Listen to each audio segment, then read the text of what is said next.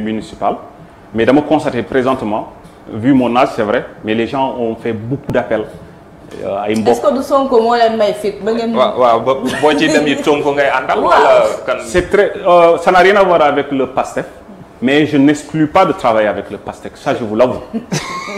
Non, je ne l'avoue pas, je l'avoue parce que pourquoi xam nga tantôt maa ngi leen doon wax ne pro patria suñu slogan mooy le don de soi pour la patrie.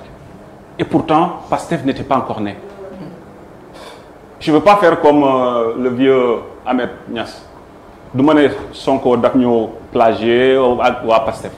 Mais en réalité, je veux dire que ils nous ont rejoints en réalité. ci loo xamante ne mooy suñu gëm-gëm mooy suñu gis-gis.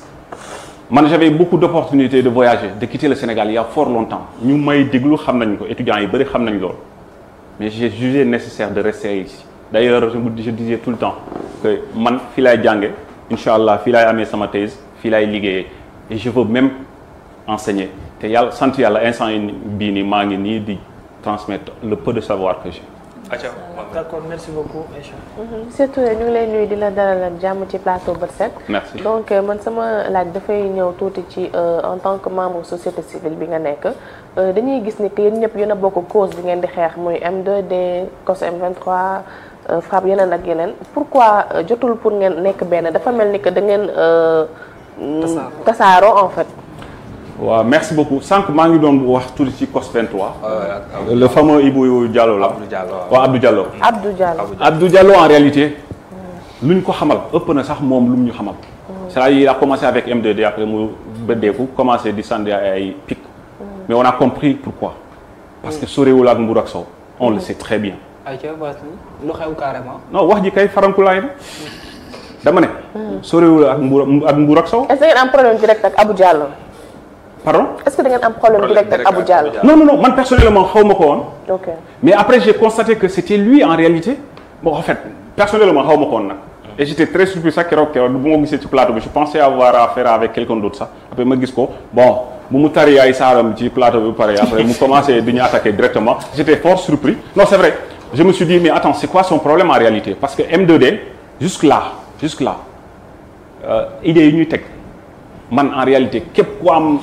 yenn honnêteté da ngay xam ne en réalité ça n'a absolument rien à voir avec l'intérêt crypto personnel de ku mel ni Sonko wala yooyu noonu certes ça fait partie parce que ñun dañoo jàpp ne Sonko dañ ko tooñ waxuma diggante Sonko ak un Sénégalais lambda non je ne parle même pas man musuma ci wax sax diggante Sonko bu ma amee problème ak beneen Sénégalais wala beneen Sénégalais sama man loolu waxaguma ci mais li may wax mooy la manière dont l'État sénégalais gère ce dossier est injuste loolu képp kuy juriste xam nga ko képp koo xamante ne yow yaa ngi ànd ak sa comment on le dit sa sens commun war nga mën a xam ne affaire bi teguwul ci yoon mais bés bu mu teguwul ci yoon c'est que le Sonko lu muy réclamer moom mi personnellement mooy que justice soit faite mais nañ ko teg ci yoon c'est aussi simple que ça donc ñun Pro Patria boo gisee ñu engagé wu ci combat bi c'est parce que dañoo bëgg a woon sénégalais en réalité ñun waruñ dañ toll ci jamono joo xam ne waruñu noppi waruñ seetaan lu xew ci biir réew mi nii ñu leen ñuy bàyyi nit ñi di nasaxal suñu démocratie di delloo suñu démocratie bi ci gannaaw Abdoulaye Wade lu mu fi way macha allah te wax dëgg yàlla Macky Sall bu amoon tuuti intelligence war na mën a xam ne président Abdoulaye Wade bàyyil na ko fi ak programme boo xamante ne moom waroon na ko doy comme programme yàgg na Abdoulaye Wade quand il quittait le pays lan la waxoon nee na benn regret rek la am mooy le fait qu'il n'a pas pris en charge l'intérêt de la jeunesse. mais est-ce que yéen tamit ngeen ñëw ne Sonko waratuñ koo topp ci dara loolu tam doo xaw a nasaxal tuuti justice parce que dañ ko porter plainte. non en fait le problème c'est ba M2D ñu bëri loolu la ñuy wax Sonko nañ arrêté fi mu toll nii procédure bi. di ko kan moo porter plainte Sonko. Adji Sarr anamu. mu ngi ci dëkk bi. ok fi mu nekk ak c'est sûr yooyu solo mais même bu newul ci dëkk bi porté non xaaral non dama plainte bi mu ngi fi. retiré wuñ ko loolu la ñuy wax. wóor nga ne mu ngi ci dëkk bi. même bu fi newul c'est pas grave. monsieur Touré. même bu fi nekkul sax plainte bi monsieur Touré maa ngi ñëw nit bu plainte nit bu fi nekkul plainte bi valable. non xaar même bu fekkee nekkul léegi supposons nekk fi mu nga États-Unis mu nga France. waaw même bu day tax plainte bi valable. maa ngi ñëw. parce que loolu damay dégg muy ñëw seen i wax bu léegi ana Adji Sarr moom mu nekk fekk mu ñàkk fee nekk fi lu mu jotee ak wàllu xam nga lu tax les gens posent cette question là. man personnellement je sais que en tout cas man sax déedéet waaye yéen journalistes yi je parie que yéen parmi yéen bëgg ngeen jàkkaarloo jamono ji nii ku ko am yéen boo leen ko amee jël. man Sonko laa gën a soxla te mosu fee ñëw te nanguwul dem ci yeneen médias yi. non franchement xaaral léegi bàyyi ñu wax ci Adji Sarr dama ne. bon Sonko ak Adji Sarr la ñuy wax. non je veux dire am équilibre moo tax ma wax la loolu. non je veux dire médias yu bëri tamit soxla nañ Sonko te du fa nangoo dem. waaw mais ma laaj la benn affaire yow boo amee nangu nga ne au moins yow te boo mënoon décrocher Adji Sarr da nga koy jël. guddi yi Sonko laa gën a soxla. yow yow. non man kay. man kay wax ma koy kii. waaw loolu mën nañ ci taxaw amul benn problème. da nga ko soxla dëggantaan. waaw kay man dinaa ci def li ma mën. ayca bismillah na gaaw loolu rek laa yàkkam. xam nga tey en fait dama koy boole ak sama laaj. ayca boole ko sama laaj. xam nga tey la grande question bu nekkatul foofu exactement Sonko moom nee na dossier bi yàkkamte na ko Adji Sarr moom nee na dossier bi yàkkamte na ko kon man jàpp naa ne benn côté aussi ñi nga xam ne ñoo nekkee ci société civile wala ñu mun a doon kenn ku ci nekk mën nga taxawaay on comprend très bien M2D presque seen lutte yëpp lenn kese la ça n'a rien à voir ak dossier Ousmane Sonko. mais presque laaj bi fenn la mooy état bu Sénégal na bàyyi maanaam buntu xatal bi nga xam ne mu ngi koy def ci Sonko comme lever immunité parlementaire am di ko convoqué te lever ko ay nangam je pense bien que loolu mooy vraie question bi quoi en fait mais par rapport ak lu ñëwal wàllu dossier bi on pense très bien que ni ëllëg ci biir yoon dina ci mën a amee mais man sama question day dugg ci loo xamante ni da di benn xew-xew te ñu ciy xaar lu baree bari yéen ngeen bokk ci parce que ñu baree bari ci yéen da ngeen fa jaar wala ngeen am fa benn taxawaay mooy au niveau de l'université Cheikh Anta Diop bu Dakar parce que taxawaay bi ñu fay gis actuellement nii dafa commencé di jommal nit ñi te ba dégg buñ kenn koo xam ne am na benn tolluwaay bi mu ci yëkkati kàddu wala mu am benn cause boo xamante ni def na ko ci est-ce que tey mën nañuy xaarandi M2D am benn taxawaay au sein de l'université Cheikh Anta Diop bu Dakar parce que léegi à chaque fois ñuy dégg tur bi rek lenn kese la mooy xeex wala rayante.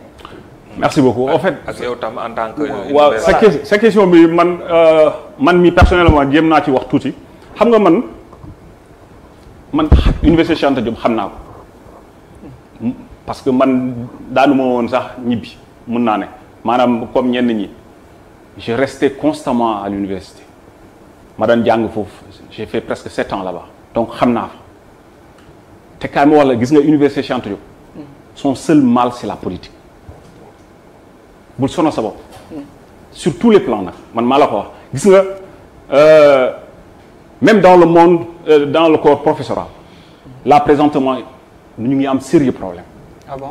Bon, parce que structure bu ñu teg foofu noonu nu mu war a fonctionner normalement à plus forte raison ñu ne ay étudiants war nañ participer ci fonctionnement c'est là où le bas blesse en réalité M2D mu ngi def li mu mën ci combat am ñun on est en train de faire beaucoup de production il y a des gens qui n'ont même pas encore lu notre mémorandum te mémorandum bi ku ko lire ku ne waroo jàkkaarloo ñun dañu naan Sonko moo ñu tax a jóg parce que réclamation yi fa nekk yépp c'est dans l'ordre de l'intérêt du Sénégal on a fait beaucoup de production côté bu ne nag muy justice muy santé muy lépp mais en réalité le message passe peu parce que nit ñi dañuy focaliser wu ci loo xamante ne peut-être moom mooy le sensationnel am na loo xamante ne moo leen gën a arrangé. est-ce que du yéen ay communiquer côté boobu tamit. non en fait je ne suis pas du genre à ne pas douter man mënuma ne suñu communication bi elle est parfaite man mënuma ko wax parce que je ne suis même pas un expert dans le domaine n'est-ce pas. mais li ma bëgg wax mooy.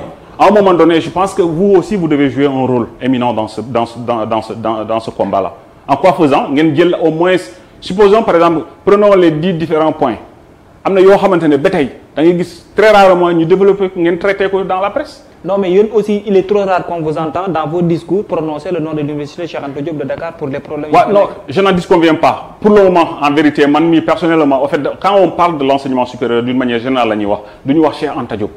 mais on sait qu'il y a un problème gis nga violence mais nag loolu du lu bees université Cheikh Anta Diop. mais modèle la te il faut aussi ngeen taxaw ci. effectivement mais kan moo nekk depuis yow tu te rappelles depuis Macky Sall nekk président bii nii jamono ji nii.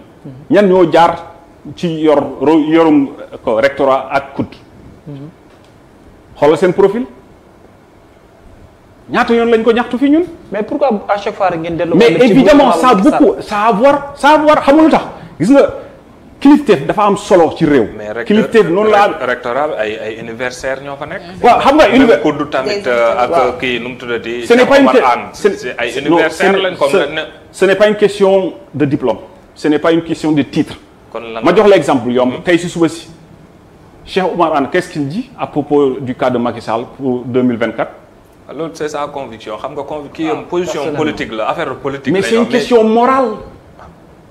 c'est une haute autorité de l'État. Il y a des questions morales yoo xamante ne ministre am na yenn kaddu yoo xam ne ministre waru ko tenir keroog maa ngi doon wax ci cas de Sidiki Kaba si la population tolère des gens comme ça wala ay discours yu mel ni yooyu noonu ñuy jógee ci làmmiñu ay kilifa. mais c'est un problème. après tey ñu bëgg a corriger ay xale yu ndaw yi nekk ci biir réew mi naan dañuy xaste dañuy saaga dañoo insolent mais ñaata kilifa ñoo fi taxaw ci télé di saaga mais El Hadj Diouf lan la fi deful droit ci biir ci télé ñëpp gis ko qu'est-ce que vous en dites rien donc ça va.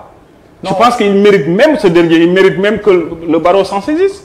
merci beaucoup monsieur Touré man damay dugal benn laaj par rapport ak université Cheikh Anta Diop li fay xew souvent dañuy joxoñ baaraamu tuuma ni nga xam ne moom mooy état bi c'est vrai que lépp lu xew ci réew mi responsable la parce que ñoom ñoo taxawoon laaj ne mën nañoo saafara lépp loo xam ne jafe-jafe askan wi la donc lu xew ñoom ñooy les premiers responsables mais responsabilités yi dafay partagé wu parfois. Est-ce que du ngeen arrêté politique bi ngeen di dugal biir université pour jàmm mën faa delloo si parce que lu fa mënti xew nag bu ñu ko analyser ba ci biir ci wàllum politique lay mujjee moom moo koy sooke wala moom moo nekk au début. ci coow la fay am. Est-ce que du yéen politiciens yi vous allez me dire que nag yéen du ngeen ay politiciens ak ay citoyens ngeen yéen ñëpp mais maintenant yéen ñëpp ci benn bool mi ngeen nekk parce que li ngeen di def yëpp ay action politique la est-ce que du yéen a war a génne seen politique yeeg seen xiiroo yeeg seen ŋaayoo yi biir université bàyyi di fa placer seen i nit pour ñu leen di sànnil xeer wala ñu leen di ŋàññal wala ñu leen di tàccul pour jàmm am. non en fait je suis désolé nag man personnellement je suis inapte may laaj ay étudiants ma ne leen arrêtez de faire la politique wala may laaj ay politiciens ma ne leen ne vous insérez pas dans la vie universitaire. Parce qu'en réalité, c'est étroitement lié. Il y a un xam ni en réalité, toutes les révolutions du monde, en tout cas les plus grandes révolutions, ont démarré à partir des universités publiques. Donc, cependant, cela ne veut pas dire que, par force, nous devons verser dans la violence. Il y a de très grandes personnalités sénégalaises, mais l'université Cheikh Anta Diop moo leen formé politiquement et sur le plan intellectuel. Je ne vais pas en citer yéen a leen gën a xam. kon le problème n'est pas politique parce que sànq wax nga ne. problème université c'est politique. Attends non je parle pas de la manière de faire la politique à la fac. Okay. Ou bien au niveau du campus social c'est ça le problème c'est-à-dire ma jox l'exemple. Quand des gens versent de l'argent ñu jël xaalis jox ko ay étudiants pour entre ñoom ñuy massacrante. Ah bon loolu dafa am. yéen a wëppee woon la presse. ay ñu génnee ay jaasi. ay xar maa ngi ñëw ay jaasi yu bees. ay jaasi yu bees. ak ay ngannaay yoo xamante ne kenn xamul seen qualité. mais tu penses que un étudiant qui gagne 36 000 francs le mois en tout cas ci li ma xam mun naa am entre temps mu wàññeeku parce que Macky Sall du yokk ça c'est sûr. am naa étude non c'est vrai mais ñu nekk troisième cycle je pense 60 000 lañ doon jàpp. waaw loolu la woon de. xaaral maa ngi ñëw. waaw. xaaral maa ngi ñëw je termine li ma la bëgg a wax foofu mooy est-ce que kooku 36 000 boobu noonu parce que man xam naa lu mu man dund naa ko li may wax nii man laa personnellement j'étais amul étudiant jamono ji bu nekk université Cheikh Anta Diop bu ma gënoon a engagé sur le plan politique donc man su ma jaralu leen ma génne sama 36 000 francs jënd jaasi c'est parce que en réalité beneen gëm naa ni beneen étudiant du ko def lu ñu ko war a mën a defee mooy xaalis boo xamante ne ñàkkuñu ko. keneen na ko jënd indi ko. mais non pas jënd indi mais c'est sûr et certain que y a de l'argent qui circule à l'université. Il y a de l'argent. et que politiciens yi ñoo ko fay indi. mais kan moo fay dugal xaalis yow di nga gis yow da nga doon entrepreneur jël sa xaalis dugal ko université. c'est impossible xaalis bu ñuy passer ci réew mi nii amul benn xaalis bu ñuy ñàkk bu ñuy passer ci réew mi amul xaalis bu ñuy passer ci réew mi ñëpp xam nañ ne c'est de l'argent de la politique. merci beaucoup damay jël laaju Daouda Sow daal di delloo Ousmane Dicko ñu daal di daaneel moom maa ngi naan David Sow au lieu de Daouda Sow je pense c'est la même chose seen di commandement yi. di commandement moom lay laaj. ñaata ngeen ci amagum ak ñaataa ci des. amuñ ci benn. ok d'accord Ousmane Dicko tontu. amuñ ci benn te Macky Sall d'accord Macky Sall dafa joxe kàddoom xalif général des Mourides. monsieur Touré bu ma la toppee temps bi daf ñuy gën a xoj bàyyi ma jox Ousmane Diko parce que li ngay wax noonu amoon naa ci laaj waaye temps bi laay bañ mu gën ñu xoj parce que fi mu toll nii tendance bi mooy lu ñu wax rek ngeen ne xalif général mel ni da ngeen a bëgg def récupération politique et affaire non mais c'est la réalité c'est la réalité wala dañu bëgg a mettre en mal. waaw ma ne le 8 mars lan moo ñu taxoon dal ñun appel kan moo ñu taxoon dal wax leen d'accord non wax da ngay tontu waaw ñëpp xam nañ ko kon dañuy daaneel rek question bu ñuy daanelee mooy sànq wax nga ko avion présidentiel mu mel ni nguur gi ñenn ñi nee nañ. indi woon nañ ko assemblée yenn député yi ne waxee wuñ ko noonu xaw ma nuñ est-ce que yow jàppoo ne tey loi yi ñëw université parce que xaw nga leen jege tuuti des fois député yi dañ leen am ay ndëgg sarax yu ñu leen ciy tegal ba duñ ko xam. non député yi xamalu ma leen dara si seen liggéey. non loi yi ñu fay indee. député yi xamalu ma leen dara seen liggéey. ñaareel ma falu su ma doonee député di nga xam. waaw. mais jàppoon ne loi yi ñoom duñ ci. yow de su ma xamoon du ma la wax may liggéey. non loolu gars yi wax nañ ko kon Mohamed mu ngi noonu kon xam naa ne si question boobu rek comme leeralut fa la ñuy daanelee rek waxtu bi dañoo xaw a xoj dañ lay bàyyi rek nga tàggatoo ak suñu mbokk internet yi. bon maa ngi leen di sant d'abord yéen di leen sant di leen gërëm bu baax. comme ni ma la waxee.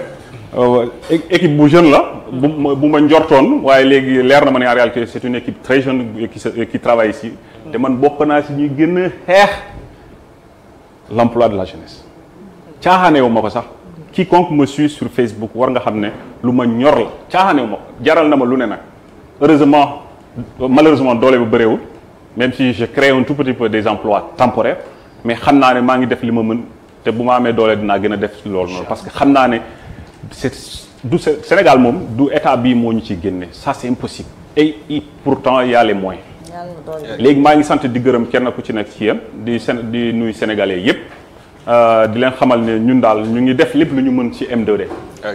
parce que en réalité bu fekkee politique la kenn ku ci nekk mën na demal yoonam dem defi ji politique am mais si nous nous retrouvons autour du mouvement M2D c'est parce que en réalité dañoo xam ne nous avons des intérêts en commun boo xamante ne mooy suñu démocratie réew mi dañoo bëgg mu dellu fu mu nekkoon parce que la démocratie est très fragile malheureusement on ne peut pas remettre ça entre les mains d'un brut comme ku mel ni président Macky Sall. jërëjëf Fadel Mouhamed kon mu ngi noonu moo nekkoon kii di président Pro Patria bokk ci mouvement M2D xam naa rek ba suba jàmm wala ba ci kanam léegi ak. léegi la ñuy ànd ak yow sax ci actu sport bi dañuy gërëm rek monsieur Touré Fadel Touré di kontaan ci jotaay bi ak waxtaan wi amoon na solo internautes yëpp loolu la ñu mentionné nee nañ c'était un débat intéressant te yow yaa ko waral donc di la jaajëfal bu baax a baax di jaajëfal képp ku ànd ak ñun di jaajëfal ni ki noonu Oumar Wade maa ngi lay nuyu bu baax a baax di ziar gars yi ñoom Modou Kane ñoom Mamadou Diop Seck yéen ñëpp maa ngi leen di jaajëfal ci ànd bi ngeen ànd ak li nga xamante ni moom mooy seen premier matinal digital bi am ci réew mi oustaz dama lay daal di bàyyi rek nga tàggatoo ñu daal di ànd ak Ousmane Diko rapidement ci li nga xam ne moom mooy tàggat yàlla. Mouhamed di santaat yàlla bu baax a baax a baax di santaat yàlla.